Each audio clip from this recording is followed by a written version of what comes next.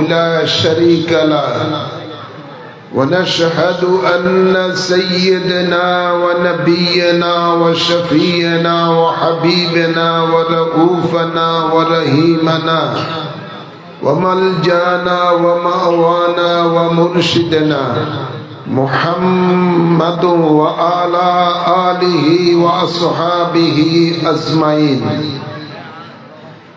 أما بعد فأعوذ بالله من الشيطان الرجيم بسم الله الرحمن الرحيم فمن كان يرجو لقاء ربه فليعمل عملا صالحا إن الله وملائكته يصلون على النبي يا أيها الذين آمنوا صلوا عليه وسلموا تسليما اللهم صل على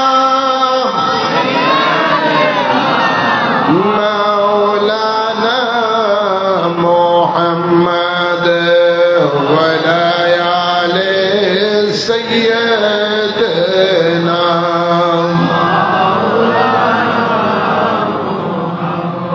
কোথায় রইলেন প্রাণের নবী এই আশিকদের ছাড়িয়া আপনার আশে কান্দে নবী নবী নবী বলিয়া আল্লাহুম্মা সাল্লি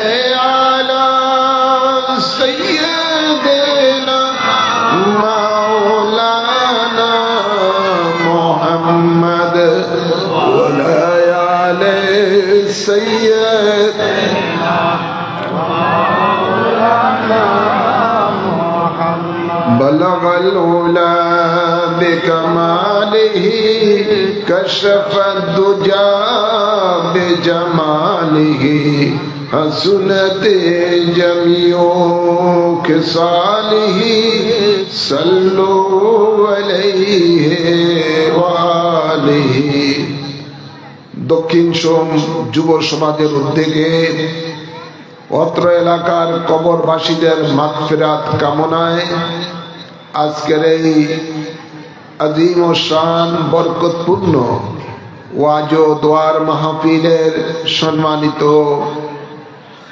প্রধান অতিথি, বিশেষ অতিথি, উদ্বোধক, সম্মানিত ওলামায়ে কেরাম, সম্মানিত মুরব্বিয়ানে জাম ও আমার তরুণ যুবক বাবারা এবং পর্দার আড়ালে রয়েছেন আমার মা ও বোনেরা, সকলকে আবার সালাম জানাচ্ছি। আসসালামু আলাইকুম ওয়া রাহমাতুল্লাহি ওয়া বারাকাতুহু।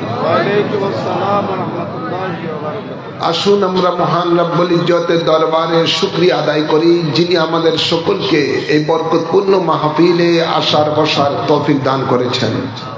এই জন্য মাবুদের দরবারে সকলে শুকরিয়া দান করি আলহামদুলিল্লাহ। অসংখ্য অসংখ্য দুরুদ ও সালাম পেশ করছি শফিউল মুজনবিন রহমতুল লিল আলামিনের কদম মোবারকে, আল্লাহুম্মা আমিন বলেন। সাথে সাথে আর অসংখ্য দুরুদ ও সালাম পেশ করছি নবী পরিবারের আওলাদগণের কদম মোবারকে, আমিন আমিন বলেন। আমি অতি সংক্ষেপে কিছু কথা বলবো, তারপরে আপনাদেরকে নিয়ে দোয়ায় মশগুল হব। আল্লাহ কবুল করুন, আমিন। আল্লাহ তাবারক ওয়া তাআলা কোরআনে পাকে ইরশাদ করেন, ফামান কানা ইয়ারজু লিকা রাব্বিহি ফালিয়ামাল আমালান সালিহান। আল্লাহ বলেন, তোমরা যারা আমি আল্লাহর সাথে দেখা করার ইচ্ছা রাখো তাহলে তোমরা আমল করো নেক আমল। সুবহানাল্লাহ। আমরা কি আল্লাহর সাথে দেখা করার ইচ্ছা আছে? জোরে বলেন আছে। যারা আমাদের পূর্ববর্তী যারা কবরবাসী হয়ে গেছে তারা অলরেডি আল্লাহর সাথে দেখা করার জন্য চলে গেছেন। আমাদের করছে যেতে হবে কি হবে না? হ্যাঁ আমার বাবার আমার, আল্লাহ বলেন তোমরা আমার সাথে যারা দেখা করার ইচ্ছা রাখো তাহলে আমল করো নেক আমল। এই নেক আমলটা কি কবরে করার সুযোগ আছে? জোর বলেন। এই নেক আমলটা আমাদেরকে এই দুনিয়াতে করতে হবে, এই দুনিয়াতে করতে হবে। খুব সংক্ষেপে কথা বলছি। হ্যাঁ, আমার আল্লাহ পৃথিবীর মধ্যে আমাদেরকে সৃষ্টি করেছেন নেক আমল করার জন্য, তার ইবাদত করার জন্য। ইরশাদ হচ্ছে ওয়ামা খালাকতুল জিন্না ওয়াল ইনসা ইল্লা লিয়াবুদুন। আল্লাহ বলেন আমি মানব জাতি জিন জাতিকে সৃষ্টি করেছি আমার ইবাদতের জন্য। সুবহানাল্লাহ বলেন। ইবাদত কার করবেন? আল্লাহ। জোরে বলেন আল্লাহ। সে ইবাদতের মধ্যে কাউকে শরীক করা যাবে না। জোরে বলেন না। আল্লাহ সূরা ফাতিহার মধ্যে আমাদেরকে শিক্ষা দিচ্ছেন আমরা যেন আল্লাহর কাছে ফরিয়াদ করি, ইয়াকা নাবুদু ওয়া ইয়াকা নাস্তাঈন। আল্লাহ তোমারই আমরা ইবাদত করি এবং তোমারই কাছে আমরা সাহায্য চাই। সে ইবাদতের মধ্যে যেন আমরা কাউকে অংশীদার না করি। এই জন্য আল্লাহ বলেন ওয়াবুদুল্লাহ ওয়ালা তুশরিকু বিহি শাইয়্যা। তোমরা আমি আল্লাহর ইবাদত করো এবং সে ইবাদতের মধ্যে কাউকে অংশীদার করিও না। সুবহানাল্লাহ বলেন। হ্যাঁ আমার ইবাদত কি? ইবাদত সংক্ষিপ্ত আকারে এটাই বলতে চাই, কোরআনের আলোকে আল্লাহ বলেন ইবাদত হলো ওটাই, মা আতাকুমুর রাসূলু ফাখুযুহু ওয়া মা নাহাকুম আনহু ফান্তাহু। আল্লাহ বলেন আমার রাসূল যা তোমাদেরকে দিয়েছেন সেটা তোমরা গ্রহণ করো, আমার রাসূল যা দেয় নাই তাহা তোমরা বর্জন করো। সুবহানাল্লাহ বলেন না। একটা গ্রহণ করা আরেকটা বর্জন করা, অর্থাৎ রাসূল পাক সাল্লাল্লাহু আলাইহি সাল্লাম আমাদেরকে যে হালাল পথে চলার জন্য, যে ইবাদত করার জন্য যে আদর্শ তিনি আমাদেরকে দিয়েছেন সেটাকে অনুসরণ অনুকরণ করাটাই হলো আল্লাহর ইবাদত। ঠিক কিনা?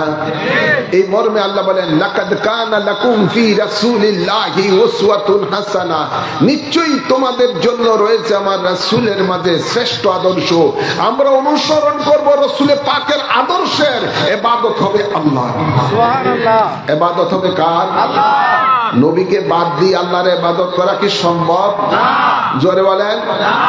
আমাদের দেশে আজকে এক শ্রেণীর মানুষেরা আছে মুসলমান রূপী, ওরা আদা জল খেয়ে মাঠের ময়দানের মধ্যে এটাই বলছে রাসূলকে মাইনাস করিয়ে দিয়ে ডাইরেক্ট আল্লাহকে পেতে চায়।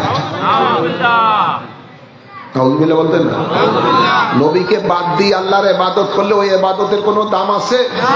হিন্দুরও আল্লাহর ইবাদত করে, বৌদ্ধরও আল্লাহর ইবাদত করে, খ্রিস্টানেরও আল্লাহর ইবাদত করে, ইহুদিরও আল্লাহর ইবাদত করে, বিভিন্ন ধর্মের মানুষ আল্লাহর ইবাদত করে, কিন্তু ওই ইবাদত রাসূল পাকের শিখানো পদ্ধতি মোতাবেক ইবাদত নয়। রাসূল পাকের শিখানো পদ্ধতি অনুযায়ী যে ইবাদত করবে ওই ইবাদতই আল্লাহর দরবারে কবুল হবে। ঠিক না ভাই? এই জন্য আল্লাহ বলেন মাইয়ুতি রাসূল ফাকাদ আতা আল্লাহ। আমার রাসূলের যারা অনুসরণ অনুকরণ করেছেন ওই অনুকরণটাই পক্ষান্তর রূপে আমি আল্লাহর অনুসরণ অনুকরণ হয়ে যাবে। সুবহানাল্লাহ। তাই রাসূল পাক সাল্লাল্লাহু আলাইহি সাল্লামের দেওয়া পদ্ধতিতে আমাদেরকে আল্লাহর ইবাদত করতে হবে। ঠিক না ভাই? হ্যাঁ আমার। এখন আসুন ইবাদত করলে কি লাভ হবে? ইবাদত করলে লাভ কি হবে আল্লাহ বলেন শুনো, ওমান ইউতিইল্লাহা ওয়ার রাসূলাহু ইউদখিলহু জান্নাতিন তাজরি মিন তাহতিহাল আনহার। আমরা যদি আল্লাহ রাসূলের পথে মতে চলি ওটাই হলো আল্লাহর ইবাদত, এবং সেই ইবাদতটা যারা করবে আল্লাহ বলেন এদেরকে আমি জান্নাতের মধ্যে প্রবেশ করাবো, যে জান্নাতের তলদেশ থাকবে ঝর্ণা প্রবাহিত, যে জান্নাতে চিরকাল তারা অবস্থান করবে। আমরা জান্নাত চাই কি চাই না? জবান খুলে বলেন। জান্নাত পেতে হলে আল্লাহর নির্দেশ, আল্লাহর হুকুম, আমরা যেন আল্লাহ রাসূলের অনুসরণ অনুকরণ করি, আল্লাহ রাসূলের তাবেদারি করি, আল্লাহ রাসূলের হুকুম মোতাবেক চলি, তাহলে আমাদের জন্য আল্লাহ নির্ধারিত করে দিয়ে রেখেছেন জান্নাত। সুবহানাল্লাহ বলেন না। হ্যাঁ আমার বাবার আমার গভীর খেয়াল করে শুনুন, আল্লাহ তাবারক ওয়া তাআলা সূরা আসরের মধ্যে বলতেছেন ওয়াল আসর ইন্নাল ইনসানা লাফি খুসরিন। আল্লাহ বলেন আসরের ওয়াক্তের কসম, মানুষগুলি ধ্বংস হবে, বরবাদে যাবে, কিন্তু তারা ধ্বংস হবে না, বরবাদে যাবে না। ইল্লাল্লাযীনা আমানু ওয়া আমিলুস সালিহাত, যারা ঈমান আনার পরে নেক আমল করেছেন। কি আমল? নেক আমল করেছেন। আর সেই নেক আমলটাই এই দুনিয়াতেই করতে হবে। আল্লাহ বলেন, আল্লাহর হাবিব বলেন, আদ-দুনিয়া মাজরাতুল আখিরাহ, এই দুনিয়াটা হলো আখিরাতের খেতি। এই দুনিয়াতে যা কর্ম করবেন, এই কর্মের ফলটা আপনি আখিরাতে ভোগ করবেন। সুবহানাল্লাহ বলেন। আল্লাহ বলেন, লাইসা লিল ইনসানি ইল্লা মা সা, আমি মানুষের জন্য কিছুই রাখি না, কিন্তু মানুষ যে কর্ম করবে এই কর্মের ফল আমি তাকে দিব। সুবহানাল্লাহ বলেন। হিন্দিতে একটা কথা আছে, জৈসে করনি ওইসে ভরনি, কামা তাদিনু তুদান, যেমন কর্ম তেমন ফল। ঠিক না বেটি? তাই আজকে যারা কবরবাসী হয়ে গেছে, এই কবরবাসী কর্ম দুনিয়াতে যা করেছেন এই কর্মের ফলটা তিনি ভোগ করবেন। আমরা যদি দুনিয়াবাসী কিছু ওনাদের জন্য পার্সেল করি নেক, একমাত্র সেটাই তারা পাবেন, আর তারা নিজের কিছু করার অধিকার কবরের মধ্যে আর নাই। কথা বলছেন না? জোরে বলেন। এই জন্য আমাদেরকে নিজেরাই দুনিয়াতে থেকে স্বয়ং সম্পূর্ণ হওয়া দরকার, আছে না নাই? যাতে মানুষের দুনিয়ার মরার পরে দুনিয়ার কোনো মানুষের মুখাপেক্ষী না হতে হয়। তাই আমাদের নিজেকেই নিজে এমন ভাবে গড়ে তুলতে হবে যাতে কবরের মধ্যে যাওয়ার সাথে সাথে নবী পাক বলবে, এটা আমার কর্মী, এ মনকির নকি, তাকে আরামে শোয়ার ব্যবস্থা করে দাও। ফেরেশতা বলবে, নাওম কা নাওমুল উরুজ, তুমি ঘুমিয়ে যাও যেমনি আরামে বাসর রাত্রিতে দম্পতি ঘুমায়। আপনার কবরের মধ্যে জান্নাতি হাওয়া চলতে থাকবে কিয়ামত পর্যন্ত। যখন কিয়ামতের দিবস হবে, আপনার কাছে মনে হবে আপনি সকালে ঘুমাইছেন, বিকালে উঠতেছেন। সুবহানাল্লাহ বলেন না? ভাইরা আমার, তাই আমাদেরকে এমন কর্ম করা দরকার, আছে না নাই? যাতে করে আমাদের কবরটা জান্নাতের বাগান হয়। মরার সাথে সাথে আমাদের কবরটা জান্নাতের বাগান হয়। এমন যেন কোনো কর্ম আমরা না করি যে কর্ম করলে কবরে যাওয়ার সাথে সাথে আপনার কবরটা জাহান্নামের গর্ত হয়। নাউযুবিল্লাহ বলেন না? কর্ম ভালো করা দরকার, আছে না নাই? এই কর্মটা হলো কি? নেক আমল করা। কি আমল করা? নেক আমল করা। তাই হ্যাঁ আমার বাবার, আমার কথা শেষের পথে চলে এসেছি। কিয়ামতের দিবসে যার নেক আমলের পাল্লা ভারী হবে, আল্লাহ তাদের জন্য রেখেছেন পুরস্কার হিসাবে জান্নাত। যার গুনাহের পাল্লা ভারী হবে তার জন্য রেখেছেন শাস্তির জায়গা জাহান্নাম। নাউযুবিল্লাহ বলেন, আওয়াজ করে বলেন। দুনিয়ার সকল যত রকমের সম্পদ আপনি অর্জন করেছেন, হারাম হালালের দিকে তাকান নাই। সব সম্পদ মরে গেলে আত্মীয় স্বজন ওয়ারিসেরা ভাগ করে নিয়ে যাবে, কিন্তু মনে রাখবেন, আপনি যদি দুনিয়াতে নেক আমল করে যান, ওই নেক আমলটার মধ্যে কোনো ভাগ বসাতে কেউ পারবে না। ঠিক না বাড়ি? ওই নেক আমলটা আপনারই থাকবে, এটার মধ্যে কেউ ভাগ বসাতে পারবে না। তাই সেই ব্যক্তি হলো উত্তম জ্ঞানী ব্যক্তি, যে দুনিয়াতে থেকেই আখিরাতে তার সম্বল পাঠিয়েছেন। সেই সম্বলটা হলো নেক আমল। সেই সম্বলটা হলো নেক আমল। ভাইয়ের আমার, সব নেক আমল আপনাদের আল্লাহর দরবারে কবুল হবে যদি আপনার ঈমান ঠিক থাকে। কি ঠিক থাকে? ঈমান ঠিক থাকে।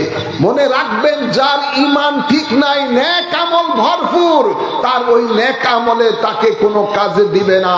আল্লাহ বলেন, আমিলাতুন নাসিবাতুন তাসলা নারান হামিয়া, ওদেরকে আল্লাহ হামিয়া নামক জাহান্নামে নিক্ষেপ করবেন। আর নেক আমল যদি আপনি করেন, সাথে সাথে ঈমান যদি আপনার ঠিক থাকে, ওই ঈমান ঠিক থাকার কারণে আপনার নেক আমল আল্লাহর দরবারে কবুল হয়ে যাবে। আর সেই নেক আমলের জন্য আল্লাহ তাবারক ওয়া তাআলা আপনাকে বান্দা থেকে বন্ধুতে কবুল করে নেবেন। কিসে? জোরে বলেন। আল্লাহর বন্ধু হতে মন চাই কি চায় না? জোরে বলেন। সেই বন্ধু হতে হলে কি করতে হবে? আল্লাহ হাদিসে কুদসির মধ্যে ইরশাদ করেন, মা ইয়াজালু আবদি ইয়াতাকাররাবু ইলাইয়া বিন-নওয়াফিল হাত্তা হাবাবতুহু। আল্লাহ বন্ধু যদি হতে চান অধিক রূপে আপনাকে নফল ইবাদত করতে হবে। কি ইবাদত? জোরে বলেন। এই নফল ইবাদত করার কারণে আল্লাহ আপনাকে বান্দা থেকে বন্ধুতে পরিণত করবেন। কিন্তু আমাদের দেশে কিছু মানবরূপী শয়তান আছে, নেক আমল করার জন্য বাধা সৃষ্টি করে, এক্সট্রা নফল ইবাদত করার জন্য বাধা সৃষ্টি করে। আছে না নাই? এই দেখবেন ইউটিউবের মধ্যে, ফেসবুকের মধ্যে, বিভিন্ন টিভি চ্যানেলের মধ্যে আপনি দেখবেন জায়গায় জায়গায় কতগুলি মানবরূপী শয়তান মৌলবী আছে, তারা বলবে এই ইবাদত, সবে বরাতের ইবাদত বলতে কিছুই নাই। নাউজুবিল্লাহ বলতেন না? এটা এমন জঘন্য ভাষা ইদানিং কালে তারা ব্যবহার করা শুরু করেছে। এই সালাফি ওয়াহাবিরা এমন ভাষা ব্যবহার করেছে, কয় যারা সবে বরাতে মসজিদে ইবাদত করবে এই ইবাদতটা এত নিকৃষ্ট, কয় এর থেকে উত্তম হলো বেশ্যাখানায় রাত্র কাটানো। নাউজুবিল্লাহ বলতেন না? এটা কোনো মানুষ হতে পারে? এটা তো কোনো মানুষের পর্যায়েই নেই। যেখানে আল্লাহর ইবাদত করার জন্য রাত্র জেগে মানুষ মসজিদের সময় কাটায়, সেখানকে মানে নিরুৎসাহিত করার জন্য এমন ভাষা প্রয়োগ করে যে এখানে না কাটায় রাত্র বেশ্যাখানা কাটাইলে উত্তম। নাউজুবিল্লাহ বলেন, আওয়াজ করে বলেন। মানবরূপী শয়তান কতগুলো আছে দেখবেন, এই শাবান মাস আসলেই এগুলো গর্তের থেকে বের হয়ে নানা ধরনের ফতুয়াবাজি করে। সবে বরাতের ইবাদত বলতে কিছু নাই, রোজা বলতে কিছু নাই, ইত্যাদি ইত্যাদি। আছে না নাই? জোরে বলেন। সামনে আসতেছে মাহে রমাদান, নিরুৎসাহিত করার জন্য ফতুয়াবাজি শুরু করে দেয়। তারাবির নামাজ 20 রাকাত না 8 রাকাত পড়লেই চলবে। আছে না নাই? ভিতরের নামাজ 3 রাকাত না 1 রাকাত পড়লেই হবে। এই টাইপের বিভিন্ন ধরনের খবিসেরা বের হয়েছে। আল্লাহর ইবাদত যেন বান্দা না করে নিরুৎসাহিত করা হয়। মনে রাখবেন, বান্দা থেকে বন্ধুতে পরিণত হতে হলে আমাদেরকে অধিক রূপে এক্সট্রা ইবাদত করতে হবে। অধিক রূপে এক্সট্রা ইবাদত করতে হবে। সেটার নাম হলো নফল ইবাদত। ভাইরা আমার, বাবার আমার, আমাদের জীবনে গুনাহ আছে না নাই? বেশি না কম? জোরে বলে না, বেশি না কম? আমরা গুনাহ করতে কোনো গুনাহ পাহাড় পরিমাণ গুনাহ হয়ে গেছে, কিন্তু যেই ইবাদত করি আমরা, এই ইবাদত দ্বারা ওই গুনাহ মোচনের তো তেমন একটা আশা দেখতে পাচ্ছি না। এই জন্য আমাদেরকে কি করতে হবে? অধিক রূপে নফল ইবাদত করতে হবে। বললে কি লাভ হবে? আল্লাহ বলেন, ইন্নাল হাসানাতি ইউযহিবনাস সাইয়্যাত। তোমরা যতই গুনাহ করো না কেন, ওই গুনাহগুলিকে আমি মিটিয়ে দিব যখন তুমি এক্সট্রা ইবাদত করবে। সুবহানাল্লাহ। কি করা হবে? এক্সট্রা অধিক রূপে আমরা যদি আল্লাহর ইবাদত করি, ওই ইবাদতের মাধ্যমে আমাদের গুনাহগুলো মিটিয়ে দিবেন। শুধু তাই নয়, আল্লাহ বলেন, ইউবাদদিলুল্লাহু সাইয়্যাতিন হাসানাতিন। আমি শুধু এটা নয়, তোমাদের অধিক রূপে ইবাদতের কারণে আমি তোমাদের গুনার জায়গায় নেক লিখে দিব। গুনাহ তো মিটাইবেনই, গুনার জায়গার মধ্যে নেক লিখে দিবেন। সুবহানাল্লাহ বলেন। তাই আমাদের ইবাদতের দরকার আছে না নাই? আওয়াজ করে বলেন। বেশি করে ইবাদত করবেন। এই জন্য এক্সট্রা ইবাদত শিক্ষার জন্য আপনাদেরকে হক্কানি রব্বানি মুর্শিদের কাছে যেতে হবে। মুর্শিদের কাছে যাওয়ার পরে তিনি যখন বায়াতে রাসূল গ্রহণ, আপনাদেরকে থেকে বায়াতে রাসূল নিবেন, তারপরে তিনি যে তরিকতের সবকটা দিবেন, ওই সবকটা আদায়টাই হলো পুরোপুরি এক্সট্রা ইবাদত। ওটা কি? এক্সট্রা ইবাদত, যেটা আল্লাহ আপনার উপরে ফরজও করে নাই, ওয়াজিবও করে নাই, কিন্তু আল্লাহর প্রেমে আপনি অধিক রূপে ওই ইবাদত করতেছেন। যেমন আওয়াবিনের নামাজ, মাগরিবের পরে আওয়াবিনের নামাজ, রাত্রে বেলায় তাহাজ্জুদের নামাজ, 5 ওয়াক্ত নামাজের আপনার পরে নফল ইত্যাদি বিভিন্ন আছে আমরা নামাজ পড়ে থাকি। এক্সট্রা ইবাদত এগুলো যেমন তাসবিহ, তাহলিল, দুরুদ সালাম, জিকির করা, জিকরে পাসান পাস করা, বিভিন্ন আমরা ওজিফাগুলো পালন করি, এগুলো হলো এক্সট্রা ইবাদত। আর সেই এক্সট্রা ইবাদত কারীদেরকেই আল্লাহ বান্দা থেকে বন্ধু থেকে কবুল করে নেন। সুবহানাল্লাহ বলেন। ভাইয়ের আমার, বাবার আমার, আলোচনা দীর্ঘায়িত করছি না, এটুকুই বলবো, আসুন আমরা সকলে দুনিয়ার পিছনে না দৌড়িয়ে আমরা আখিরাতের পিছনে দৌড়াই। কবরটাকে কিভাবে আমরা সাজাবো, জান্নাতের বাগান করব, সেটার জন্য আমরা কাজ করি। আখিরাতে যেন আমাদের আমলনামা যখন মিজানে দেওয়া হবে, ওই মিজানের পাল্লার মধ্যে যেন আমাদের নেকের পাল্লাটা ভারী হয়ে যায়, এই কর্মগুলো আমরা করি। রাজি আছি না নাই? জোরে বলেন। আপনাদেরকে আরেকটা কথা বলে শেষ করে দিচ্ছি, সেটা হলো 5 ওয়াক্ত নামাজ, মাহে রমাদানের রোজা, যাকাত, যাদের উপর হজ ফরজ ইত্যাদি, আল্লাহ যেই সমস্ত কর্মগুলো আমাদেরকে করার জন্য নির্দেশ দিয়েছেন, যেগুলো হকুল্লাহ, যেগুলোকে কি বলা হয়? হকুল্লাহ, আল্লাহর হক। কার হক? আল্লাহর হক। যা আল্লাহ বান্দার উপরে ফরজ করেছেন, ওই ফরজগুলো বান্দার উপরে আল্লাহ যা ফরজ করেছেন সেটার নাম হলো হকুল্লাহ, আল্লাহর হক। এই আল্লাহর হক কেউ যদি ঠিক মতো আদায় না করেন, তাহলে সেই ব্যক্তিকে ইচ্ছা করলে আল্লাহ ক্ষমা করে দিতে পারেন, ইচ্ছা করলে আল্লাহ তাকে শাস্তিও দিতে পারেন। এটা অধিকার কার? জোরে বলো না, কার? আল্লাহ। আরেকটা হলো হকুল ইবাদ। কি? জোরে বলেন না। অর্থ কি জানেন? হকুল ইবাদ মানে বন্দার হক। কিসের হক? জোরে বলেন, আওয়াজ করে বলেন। বন্দার হক। বন্দার হক, বন্দা যতক্ষণ না মাফ করবে, আল্লাহ কখনো তাকে মাফ করবে না। কথা বুঝলেন না? জোরে বলেন না। আপনি নামাজ পড়েন, রোজা রাখেন, হজ করেন, যাকাত দেন, টুপি দেন, টুপি রাখেন, জুব্বা পরেন, তসবিহ পড়েন, তাহলিল পড়েন, নামাজ পড়ে কপালের মধ্যে দাগ ফেলে দিয়েছেন, ইত্যাদি ইত্যাদি, দান করলেন, অনেক কিছু করলেন, দানবীর হয়ে গেলেন। কিন্তু আপনি যদি বান্দার হক দুনিয়াতে মেরে খান, আপনার কোনো ইবাদতে কাজে আসবে না, পীর সাহেবের দোয়াও কাজে আসবে না। পীর সাহেবের যদি দেশি মুরগি খাওয়াইছেন না, যদি দোয়া করি আমি 100 বারও চোখে ভালো, এখানে হাতটামে আসবে না। কি বলেন না?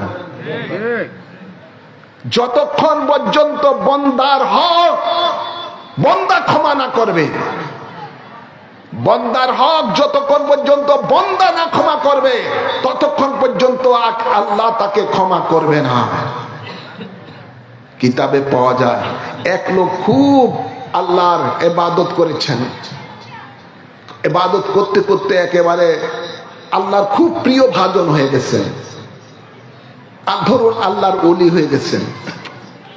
কিন্তু ভাইরা আমার, হাসরের ময়দানে যখন আল্লাহ বিচার কার্য শুরু করবেন, কেমন বিচার? ফামাই ইয়ামাল মিসকালা যাররাতিন খায়রান ইয়ারা ওয়া মাই ইয়ামাল মিসকালা যাররাতিন শাররান ইয়ারা। ভালো মন্দের যাররা যাররা তিল তিল পরিমাণে যখন হিসাব শুরু হবে, এক পাওনাদার বন্দার হক মারছে না, এক পাওনাদার সে দাঁড়াবে, আল্লাহ আমি এই বন্দার থেকে এই জিনিসটা পাই, আমার এই হক সে নষ্ট করছে। তখন আল্লাহ তার ওই বন্ধুর পক্ষ নিয়ে তাকে আল্লাহ নিজেই বলবেন, তাকে এ বন্দা তুমি তাকে মাফ করে দাও না। কয় না, আল্লাহ মাফ করবো না, আমার হক চাই। ভাইয়ের আমার, ধরুন দুনিয়াতে আপনি একজনের 1 লাখ টাকা মারিয়ে দিচ্ছেন, আপনি 1% জমি জোর করে খেয়ে বলেছেন, আছে না? না এরকম আছে না? নাই, অমুকের এই করেন ইত্যাদি ইত্যাদি সাদাবাজি করে অনেক কিছু করছেন, অন্ত বেড়ায় মজবুর হয়ে গেছে, দিবে করতে গিয়ে হাসর ময়দানে এগুলো কি দেওয়ার কোনো সুযোগ আছে নাকি?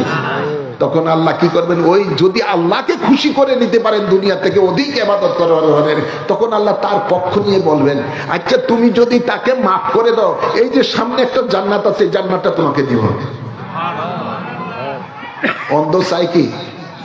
জোর বলেন, অন্ধ চাই চক্ষু, হাসরের ময়দানে তো মানুষ সবাই যেন জান্নাত, ঠিক না বাড়ি? আল্লাহ বলবে এই তোমাকে এই জান্নাতটা তোমাকে দিব যদি তুমি তাকে মাফ করে দাও। তখন সে খুশি হয়ে বলে ঠিক আছে আল্লাহ আমি তারে মাফ করে দিলাম। সুবহানাল্লাহ বলেন না? তখন আল্লাহ তাবারক ওয়া তাআলা ওই আল্লাহর প্রিয় বান্দাকে কি বলবেন, যাও তুমি তাকে সাথে নিয়ে জান্নাতে চলে যাও। সুবহানাল্লাহ বলতেন না? ভাইরা আমার, যদি আপনি ওই মর্যাদার যদি উঁচু মর্যাদা যদি পৌঁছতে পারেন তাহলে এই ধরনের একটা সুযোগ থাকতেও পারে।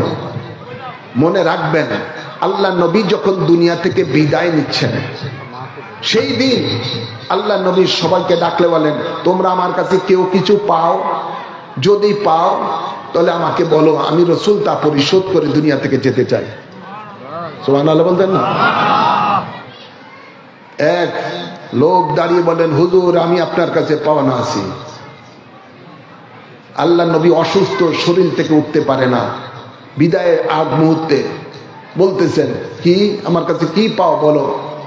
হুজুর আপনি অমুক যুদ্ধের সময় আমি আপনার সাথে ছিলাম, আপনি সেই ওটকে এই জোরে চলার জন্য এই কি এটার কি লাঠি, এটা ওই সুতা মারে এরকম ওটা কোড়ার মতো মারে চাবুক আপনি মারতেছিলেন, আর ওই পিছন থেকে নিয়ে এভাবে মারতেছিলেন, পিছনে আপনার আমি ছিলাম, আমার পিঠের মধ্যে আপনার ওই চাবুকের ইয়াটা পড়ছে, বাড়িটা পিছন থেকে তেমন মারে, আমি সেটার প্রতিশোধ চাই। কথা বলছেন না? হা হা রে। আল্লাহর নবী বলেন, ঠিক আছে ও আমার সাহাবী, তুমি তাই করো, তোমাকে আমি যেভাবে পিঠে আঘাত করেছি আমাকে ওইভাবে পিঠে আঘাত করো। বিভিন্ন সাহাবায়ে কেরাম কান্না রোল পড়ে গেল, বলতেছে, হে যুবক, হে নবীর সাহাবী, হে মুসলমান, তোমার গায়ে যদি রাসূলের পাকের সেই চাবুকের বাড়ি পড়ে থাকে, একটা জায়গায় আমাদেরকে হাজারটার মারো, আমাদের পিঠ আমি পেতে নিব, তারপরে রহমতুল্লিল আলামিনের গায়ে তুমি আঘাত করো না। আমাদের নবীর গায়ে তোমরা আঘাত দিও না। সে বড় নাচোর বন্দা, কয় না নবী আমাকে, নবীর চাবুক আমার গায়ে পড়ছে, আমি নবীকে সেই চাবুক মারবই। তারপর নবী বলেন, ঠিক আছে, তারপর আমি বন্দার হক দুনিয়াতে মিটিয়ে যেতে চাই। আল্লাহু আকবার বলেন না? আমি বন্দার হক দুনিয়াতে মিটিয়ে যেতে চাই, হাসরের ময়দানের জন্য আল্লাহর আদালতের মধ্যে আমাকে জিজ্ঞাসিত না করা হয়। তখন আল্লাহ নবী বলেন, ঠিক আছে, আমার পিঠে তুমি বাড়ি দাও, যেভাবে তোমাকে আমি বাড়ি দিয়েছি। ভাইরা আমার, ওই লোক বলতে, হুজুর আমাকে যখন গায়ে আপনার চাবুকের বাড়িটা পড়ছে, ওই সময় আমার গায়ের মধ্যে কোনো কাপড় ছিল না, পিঠে কোনো কাপড় ছিল না, তাই আপনার গায়ের পিঠের মধ্যে যেই চাদর আছে, কাপড় আছে, এটা সরিয়ে দেন, তারপরে আমি উন্মুক্ত আপনার পিঠের মধ্যে সে বাড়িটা দিতে চাই। আহা, সকলের কান্না রোল চলছে সাহাবায়ে কেরামের উপস্থিত, যে নবীর গায়ের মধ্যে আঘাত করবে এই অসুস্থ শরীর রাসূলের পাকের। আল্লাহর নবী বলেন, তোমরা কেঁদো না, দুনিয়াতেই আমি আমার হক মিটিয়ে দিতে চাই, বন্দার হক মিটিয়ে দিতে চাই। আল্লাহ নবীজি পিঠ মোবারক থেকে কাপড় মোবারক সরালেন, ওই যুবকের হাতে সেই চাবুক রলো, আর যুবক তখন কি করলেন, আল্লাহর হাবিবের পিঠ মোবারকের দিকে তাকিয়ে চাবুকটা ছুঁড়ে ফেলে দিয়ে রাসূলের পাকের খতমে নবুয়তের মধ্যে একটা চুমু এঁকে দিলেন। যুবক বলতেছে, হুজুর আমার ইচ্ছা পূরণ হয়ে গেছে, আমি তো আপনাকে মারার উদ্দেশ্য আমার ছিল না, আমার উদ্দেশ্য ছিল আপনার খতমে নবুয়তের মধ্যে আমি একটা চুমু দিব, এটাই ছিল আমার উদ্দেশ্য। আজকে সে আমার সাধনা পূরণ হয়ে গেছে। সুবহানাল্লাহ বলে না? আমার কোনো আপনার উপরে দাবি নাই, কোনো দাবি নাই। এটার দ্বারা আমাদেরকে শিক্ষা নিতে হবে, এটাই উম্মতকে রাসূলে পাক শিক্ষা দিয়েছেন, বান্দার হক দুনিয়াতে তোমাকে মিটিয়ে যেতে হবে, নতুবা কিয়ামতের দিবসে খবর আছে, কিয়ামতের দিবসে খবর আছে। ভাইরা আমার, বাবার আমার, আমি আপনাদেরকে শুধু এটুকুই বলবো, আমরা নামাজ পড়ি, হজ করি, জাকাত দেই, তসবিহ পড়ি, জিকির আজকার করি, কিন্তু এই জিনিসটার দিকে আমরা লক্ষ্য রাখি না। আমরা পরের হক নষ্ট করি, অবিরত পরের হক নষ্ট করি। আমরা ইদানিং কালে একটা জিনিস দেখতেছি, যদিও কথাটা না বললেই নয়, আজ আমরা সেই স্বাধীনতার পর থেকেই বা তারও আগে থেকে, হতে পারে অনেক আগের থেকেই, আমরা দেখতে পাই অনেক দলেরাই যখনই কোনো ক্ষমতায় যাওয়ার সময় কোনো কিছু না পারে, অন্তত রাষ্ট্রীয় সম্পদগুলো ধ্বংস করে। আছে না নাই? জোরে বলেন, আছে না নাই? রাষ্ট্রীয় সম্পদ কথায় কথায় জ্বালিয়ে দেওয়া হয়, কথায় কথায় এগুলো লুটপাট করা হয়, ধ্বংস করা হয়। হাজার হাজার কোটি টাকা রাষ্ট্রীয় সম্পদ যে যেমনে পারে লুটপাট করে নিয়ে যায়। আছে না নাই? আবার এদের নামের আগে দরবেশ বাবা লেখে। আছে না নাই? জোরে বলুন না। আমরা এটা কি এটা অত ভাবে না যে হাজার হাজার কোটি টাকা দেশের সম্পদ জ্বালিয়ে দেওয়া হয়, পুড়িয়ে দেওয়া হয়, লুটপাট করে নেওয়া হয়। এই যে দেশের সম্পদ, রাষ্ট্রীয় সম্পদ নেওয়া হয়, এই রাষ্ট্রের মালিকানা এটা এই দেশে যদি 18 কোটি জনগণ থাকে, 18 কোটি জনগণ হলো এটার মালিক। কথা বলেন না মধ্যে? 18 কোটি জন যদি লোক এই দেশে থাকে, বা 19 কোটি, যত লোকই থাকুক না কেন, এই 18 কোটি মানুষের হক রাষ্ট্রীয় সম্পদের উপরে। এই দেশের রাষ্ট্রের এই মালিকানা এই দেশের 18 কোটি জনগণ। তাই কেউ যদি রাষ্ট্রের একটা টাকাও মেরে খায়, রাষ্ট্রের একটা সম্পদ যদি, একটা টাকার সম্পদ যদি নষ্ট করে, কিয়ামতের দিবসে 18 কোটি মানুষের সামনে তাকে দাঁড়াতে হবে। 18 কোটি মানুষ যদি তাকে ক্ষমা না করে, আল্লাহ তাকে ক্ষমা করবে না। তার দরবেশগিরি বলেন, নামাজি বলেন, তাহাজ্জুদে নামাজ বলেন, কোরআন শরীফের তেলাওয়াত বলেন, কোন ইবাদত আল্লাহর দরবারে কবুল হবে না। হাজারো পীর আইনা দোয়া করলেও ওই দোয়া তার কবুল হবে না। খারাপ লাগা কথাটা?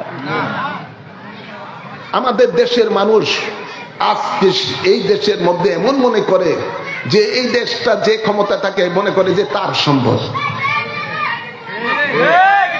আছে না নাই? মনে করে এটা তার সম্পদ। এই যে মেট্রো রেল ভাঙ্গা, এই এক্সপ্রেসওয়ে ভাঙ্গা, আমি সেদিন আমাদের বিভিন্ন জায়গায় যখন যাই, অনেক জায়গার মধ্যে যাই, সেখানে দেখি আরে এত দুঃখ লাগে। আমাদের এই চাঁদপুরে রাস্তাগুলো নষ্ট হয়ে রয়েছে। চাঁদপুরে যে আমাদের এই হাইওয়ে, আপনার এটা কি কয়, হাইওয়ে যে অফিসটা আছে, এটা রোডে না, হাইওয়ে, আরে সিনবি অফিস, আমরা এটা আগে বুঝি কি সিনবি অফিস, চাঁদপুর 3 তলা বিল্ডিং দেখ, এটা কিছুই নাই, করে নাই বলতে কিছু নেই। জানালাগুলো গিরিলগিরি পর্যন্ত নিয়ে গেছি, একবার কিছুই নাই, বসার মতো কোনো কিছুই নাই। প্রত্যেকটা এরকম বড় বড় সরকারি অফিসগুলো দেখেছি সব চালে পুড়ে শেষ। 400 থানার ডাক্তারকে জ্বালিয়ে পুড়িয়ে লুট করে দিল। এটি কার? হাসিনার বাপের সম্পত্তি নাকি? এটা তো এই দেশের জনগণের, জনগণের না। এটা আপনার সম্পদ, আমার সম্পদ, এই জন্য 18 কোটি মানুষের সম্পদ। কেন আমরা এই কাজ করব? এই জন্য দয়াল নবী বলেন, হুব্বুল ওয়াতান মিনাল ঈমান, দেশপ্রেমী হলো ঈমানের অঙ্গ। দেশকে ভালোবাসতে হবে, দেশের মানুষকে ভালোবাসতে হবে। এই জিনিসটা যদি আমরা না করি, আসলে তো আমরা এই ইবাদত করে কি লাভ? কোনো লাভ নাই। পরকালে দেখবেন যে মরার পরে এই আন্দা দেন্দা ফেরেশতা যখন ফিটা শুরু করবে কবরের মধ্যে, এই ফিটা কিয়ামতের আগে বন্ধ নাই। কথা বলছেন না? এই ফিডা চলতেই থাকবে।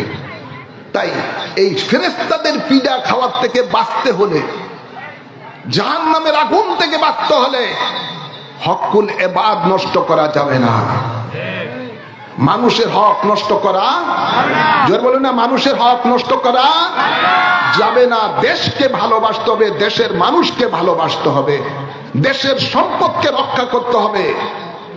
আমাদেরকে সেই দিকে যতদিন পর্যন্ত আমাদের মধ্যে দেশপ্রেম না আসবে, ততদিন পর্যন্ত আমাদের এই দেশ ফেরেশতাই না বসে দিল, কোনো কাজ হবে না, কোনো কাজ হবে না। দেশকে সকলকে ভালোবাসতে হবে। তাহলে দেশকে ভালোবাসা ইমানের অঙ্গ। আল্লাহ কবুল করুন।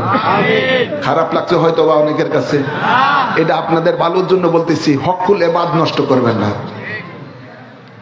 হকুল এবাদ নষ্ট করবেন না। আল্লাহ কবুল করুন। গুনাহ আছে না নাই? গুনাহ মোচন করতে চাই কি চাই না? আসুন আমরা তওবাতুন নসুয়া করি বায়াতে রাসূল গ্রহণের মাধ্যমে। যে বায়াতে রাসূল গ্রহণ করলে আমাদের জীবনের গুনাহ মাফ হয়ে যাবে, আল্লাহ আমাদের উপরে খুশি হয়ে যাবেন, আল্লাহর হেফাজতে রহমতে থাকবো, 100 শহীদের সওয়াব পাবো। সুবহানাল্লাহ বলেন। বায়াতে রাসূল গ্রহণের করার উদ্দেশ্যে প্রত্যেকে ডাইন হাত উঁচু করে বাড়িয়ে দেন। আমি যা বলি আমার সাথে সাথে বলবেন। বলুন বিসমিল্লাহির রহমানির রহিম। আমি ঈমান আনিলাম আল্লাহ ও রাসূলের উপর, ঈমান আনিলাম কোরআন ও হাদিসের উপর। জীবনে যত পাপ করিয়াছি সমস্ত পাপ হইতে তওবা করিলাম। আমার দ্বীন ও ইসলাম তাজা করিতেছি, দিলের সহিত স্বীকার করিতেছি লা ইলাহা ইল্লাল্লাহু মুহাম্মাদুর রাসূলুল্লাহ। আমি বায়াত গ্রহণ করিতেছি আপনার উসিলায় হযরত মুহাম্মদ মুস্তাফা সাল্লাল্লাহু আলাইহি ওয়াসাল্লামের কাছে ইসলামের 5টি স্তম্ভের উপরে কলেমায়ে শাহাদাত, নামাজ, রোজা, যাকাত, হজ আমি সাক্ষী দিতেছি আল্লাহ এক আছেন, আল্লাহ ছাড়া কোনো মাবুদ নাই। হযরত মুহাম্মদ মুস্তাফা সাল্লাল্লাহু আলাইহি ওয়াসাল্লাম আল্লাহর শেষ নবী, শেষ রাসূল। 5 ওয়াক্ত নামাজ আদায় করিব, রমজান শরীফে রোজা রাখিব, যাকাত ফরজ হইলে যাকাত দিব, হজ ফরজ হইলে হজ করিব, কোন হারাম কাজ করিব না, আল্লাহ ও রাসূলের নাফরমানি করিব না, আল্লাহর সাথে কাহাকেও শরীক করিব না। মওত পর্যন্ত বায়াতে রাসূল সুন্নি আকীদা ঠিক রাখিব। আল্লাহুম্মা আমিন। হাতটা তুলেন বুকের মধ্যে। আল্লাহ আমাদের এই বায়াতকে কবুল করুন, এই তওবাকে কবুল করুন। আমিন বলেন। এই তওবার মাধ্যমে, বায়াতের মাধ্যমে যা যা ওয়াদা করেছে আল্লাহ সেই ওয়াদাগুলো রক্ষা করার তৌফিক দান করুন। এবার আসুন মুর্দে গানের রুহের মধ্যে সওয়াব রেসানির জন্য সূরা ফাতিহা একবার পড়ি, সূরা ইখলাস 3 বার পড়ি। আউযু বিল্লাহি মিনাশ শাইতানির রাজিম। বিসমিল্লাহির রহমানির রহিম। আলহামদুলিল্লাহি রাব্বিল আলামিন। আর রহমানির রহিম। اهدنا الصراط المستقيم صراط الذين أنعمت عليهم. بسم الله الرحمن الرحيم. قل هو الله أحد الله الصمد لم يلد ولم يولد ولم يكن له كفوا أحد. قل هو الله أحد الله الصمد لم يلد ولم يولد ولم يكن له. قل هو الله أحد الله الصمد لم يلد ولم يولد. যারা ওজিফার বই নেন নাই, ওর কাছে ওজিফার বই আছে, নিয়ে যাবেন। আমার মহান মুর্শিদের মূল্যবান কিতাব বায়ান ইমামে রব্বানি, সেই কিতাব নিবেন। ইমান ও আকীদা মজবুত হবে। খুতবায়ে আবেদিয়া 60টা বিষয়ের উপরে আলোচনা। এই খুতবার কিতাব আপনারা নেবেন, পড়বেন, নিজের পরিবারকে পড়তে দিবেন। আল্লাহুম্মা আমিন। الصلاة والسلام عليك يا سيدي يا رسول الله. انظر حالنا يا نبي الله. اسمع قالنا يا رحمة للعالمين. اللهم اغفر لي ولوالدي ولجميع أمة محمد صلى الله عليه وسلم. اللهم رب ارحمهما كما ربياني صغيرا. اللهم رب ارحمهما كما ربياني صغيرا. اللهم ربنا افرغ علينا وتوفنا مسلمين. انت ولينا فاغفر لنا وارحمنا وانت خير الغافرين. اللهم انك عفو كريم তুহিব্বুল আফওয়া ফাআফু আন্না আল্লাহুম্মা ইন্নী আউযু বিকা মিনাল বারাসি ওয়াল জুনুনি ওয়াল জুযামি ওয়া মিন সাইয়্যিল আসকাম আল্লাহুম্মা ইগফির লানা ওয়া লিওয়ালিদিনা ওয়া লিমাশায়িখিনা ওয়া লিআসাতিযিনা ওয়া লিআসহাবিনা ওয়া লিআহিব্বাইনা ওয়া লিআশাইরিনা ওয়া লিকাবাইলিনা ওয়া লিমান লাহু হাক্কুন আলাইনা ওয়া লিজামিল উম্মতি মুহাম্মাদিন সাল্লাল্লাহু আলাইহি ওয়াসাল্লাম ওয়া কিনা রাব্বানা শাররা মা কাদাইতা ওয়া কিনা আযাবান নার ওয়া আযাবাল কবরি ওয়া আযাবা ইয়াউমাল কিয়ামাতি ওয়া হাশুরনা মাআল মুত্তাকিন ওয়াল আবরার ওয়া হাশুরনা মাআল মুত্তাকিন ওয়াল আবরার আল্লাহুম্মা উসিলনা ইলা মাকাসিদিনা ওয়া তুব আলাইনা ইন্নাকা আনতাত তাওয়াবুর রহিম মান বান্দায়ে শর্মসারম তু রহিমুকুন রহিমা দরপেশ তু বেশুমারম তু রহিমুকুন রহিমা ইয়া রব্বি গুনাহগারম গুনায়ে বেআদদ দারম গুस्तो के नसीदानम तू रहीमुकुन रहीमा उम्रुम गुज़श्तो बातिल करदम गुनाह हासिल बनी फकीर गाफिल तू रहीमुकुन रहीमा उम्रुम गुज़श्तो बातिल करदम गुनाह हासिल बनी फकीर गाफिल तू रहीमुकुन रहीमा या रब्बल आलमीन मौला मेहरबान खुदा তোমার মায়ার বান্দা বান্দীদেরকে নিয়ে তোমার শাহী দরবারে দুখানা হাত বাড়িয়েছি আল্লাহ দয়া করে নূরের নবী রহমতের নবীর উসিলায় আমাদের দুইখানা হাতকে কবুল করো আল্লাহ আল্লাহ আজকের এই মাহফিলের শুরু থেকে শেষ পর্যন্ত যা কিছু সওয়াব অর্জন করা হয়েছে হবে এর হাদিয়া সর্বপ্রথমে আমাদের আকা মাওলা তাজদার মদিনা রাহমাতুল লিল আলামিনের রওজা পাকে কবুল করে নাও আল্লাহ এর সব সকল আম্বিয়ে কেরামের আরওয়াহ পাককে কবুল করে নাও এর সব সকল সাহাবায়ে কেরামের আরওয়াহ পাককে কবুল করে নাও সকল আহলে বাইতে রাসূলগণের আরওয়াহ পাককে কবুল করে নাও সকল আজওয়ায়ে মুতাহহারার আরওয়াহ পাককে কবুল করে নাও সকল তাবিন তবে তাবিন ইমাম মুস্তাহিদিন গাউস কুতুব ওলি আবদালগণের আরওয়াহ পাককে কবুল করে নাও গাউসে পাক খাজা গরিবে নওয়াজ বাউদ্দিন নকশবন্দি মুজাদ্দিদ আল সানির আরওয়াহ পাককে কবুল করে নাও ইমাম আবু হানিফা ইমাম শাফি ইমাম মালিক ইমাম হাম্বলের আরওয়াহ পাককে কবুল করে নাও আমার মহান মুর্শিদ আওলাদ রাসূল গৌসে জামান কুতবে জামান সিদাবে শর্মদানি রূহে পাককে কবুল করে নাও